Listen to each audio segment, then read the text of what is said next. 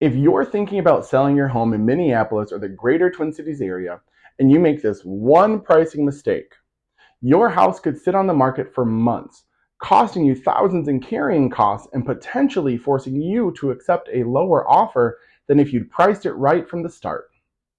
Hey everyone, I'm Dan Winters with the Winters Real Estate Group and Real Broker, and I've been helping Twin Cities homeowners buy and sell properties for over 12 years. In today's video, I'm going to show you the exact pricing strategy that gets homes sold fast in our current Minneapolis and greater Twin Cities market. And more importantly, I'm going to reveal the biggest mistake I see 77% of sellers make that absolutely kills their chances of a quick sale. But before we dive in, if you're thinking about selling your home in Minneapolis, St. Paul, or anywhere in the Twin Cities metro, make sure to subscribe and ring that notification bell because I share insider tips like this every week to help local homeowners maximize their sales price and minimize their time on market.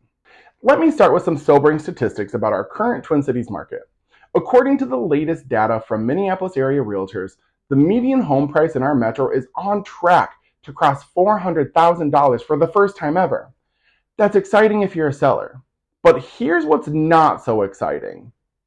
Overpriced homes in the Twin Cities are sitting on the market an average of 67% longer than properly priced homes. And here's the kicker. They ultimately are selling for 3 to 5% less than homes that were priced correctly from day one. Think about that for a second. Let's say your home is worth $400,000. If you overprice it even by $25,000, which seems reasonable, right? You could end up sitting on the market for an extra 2 to 3 months, paying an extra $3,000 to $4,000 in mortgage payments, utilities, insurance, and maintenance, only to ultimately accept an offer that's $12,000, even $20,000 less than what you could have gotten if you'd priced it right initially. I see this happen all the time in areas like Edina, Plymouth, Minnetonka, even in neighborhoods of Minneapolis like Northeast and Uptown, and over in St. Paul, in Como Park and Highland Park. Sellers get emotionally attached to a number, usually what their neighbor got 2 years ago or what Zillow says their home is worth, and they price it according to that. But here's what most sellers don't understand about our Twin Cities market right now. With interest rates still elevated and inventory levels 31% higher than last year, buyers have become incredibly selective. They're not just price sensitive, they are price smart. They know what homes are selling for in your neighborhood, probably better than you do. And when they see an overpriced home, they don't think, let's negotiate. They're thinking, let's keep looking. This creates what I call the pricing death spiral. And it's number one mistake that's costing Twin Cities sellers both time and money. So, what is this massive mistake that 77% of sellers make? It's pricing your home based on what you want to make instead of what the market will actually pay. Let me give you a real example from just a couple months ago. I had a seller in Brooklyn Park, beautiful 4-bed, 3-bath home, great condition, lovely neighborhood, parks.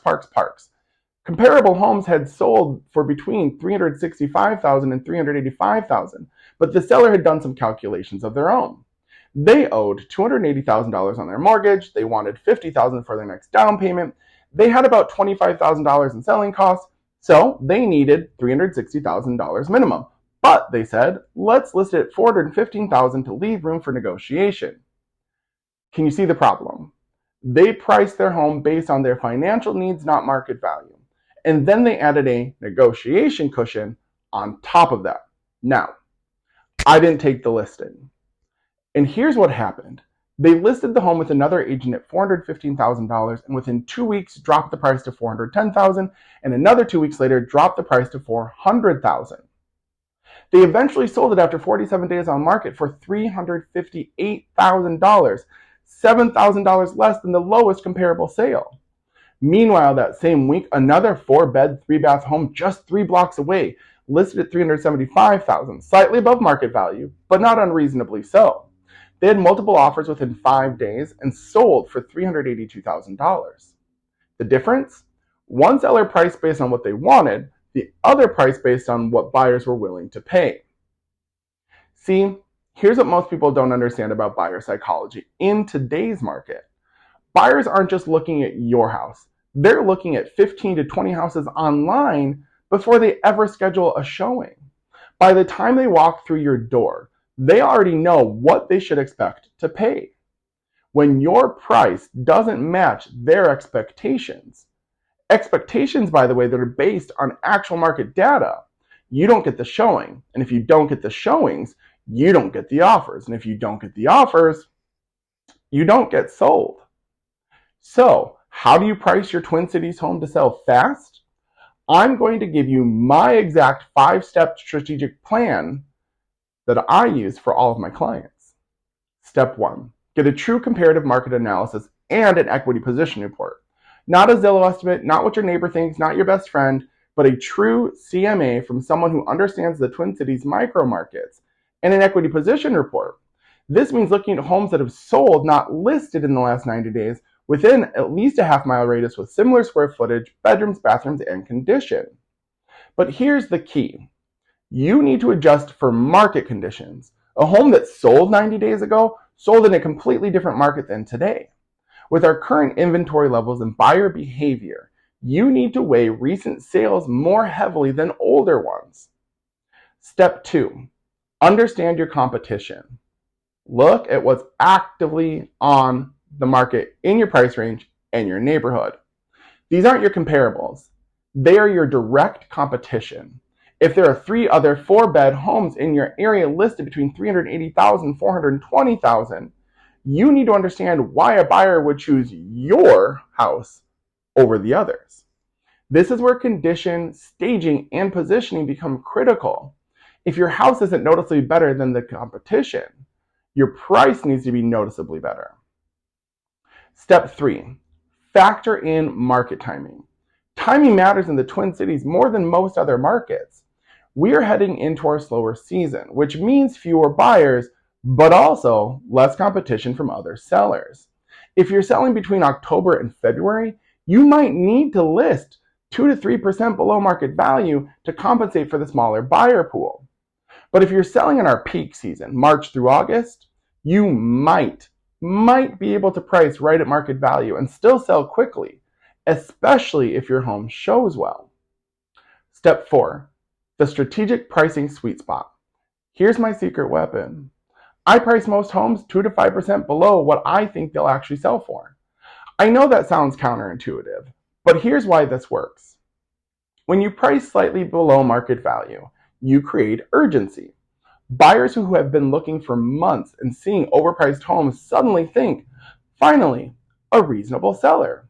You get more showings, which can lead to more offers, often multiple offers, which may drive the price back up or even above true market value. Let me give you a success story.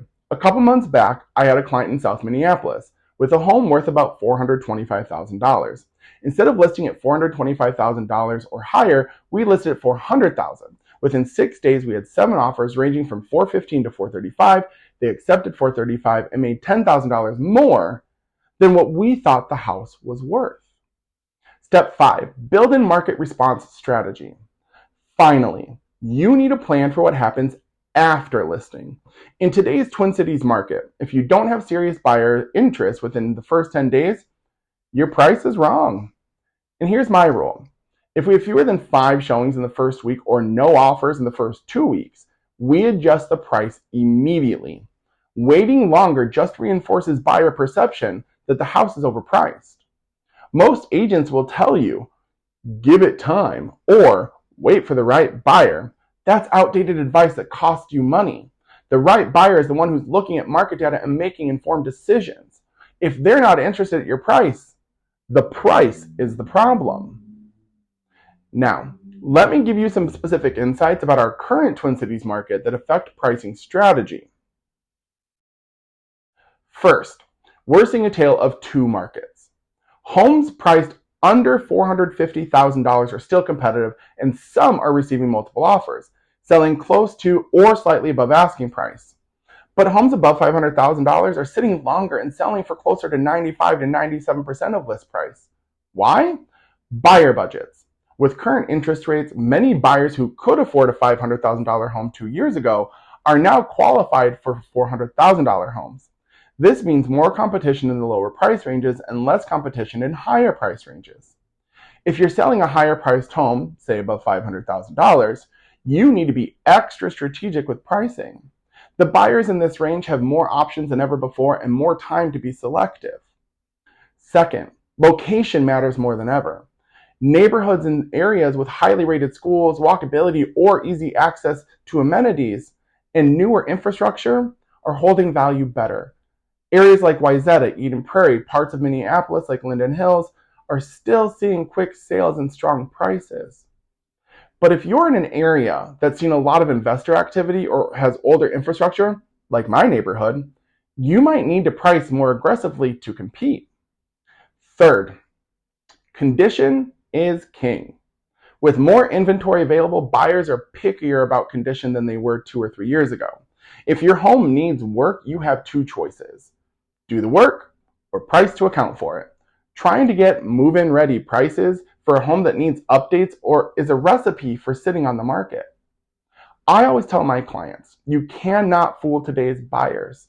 They've seen enough homes to know what $400,000 should buy them. If your $400,000 house feels like a $350,000 house because of deferred maintenance or lack of updates or upgrades, price it accordingly.